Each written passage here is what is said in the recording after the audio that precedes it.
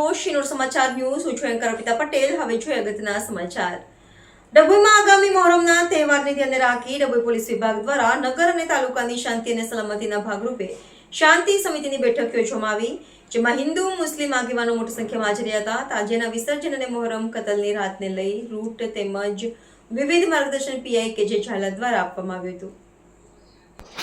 ડભોઈ પંથકમાં વસતા તમામ મુસ્લિમ બિરાદરો માટે મોહરમ ચાલી રહ્યો છે, ત્યારે આગામી શનિ અને રવિ 2 દિવસ તાજિયા જુલુસ ડભોઈના માર્ગો ઉપર નીકળવાના હોય, જેને લઈ ડભોઈ નગરની શાંતિ અને સલામતીના ભાગરૂપે ડભોઈ પોલીસ પીઆઈ કે જે ઝાલાના અધ્યક્ષતામાં શાંતિ સમિતિની બેઠકનું આયોજન ડભોઈ પોલીસ સ્ટેશન ખાતે કરવામાં આવ્યું હતું.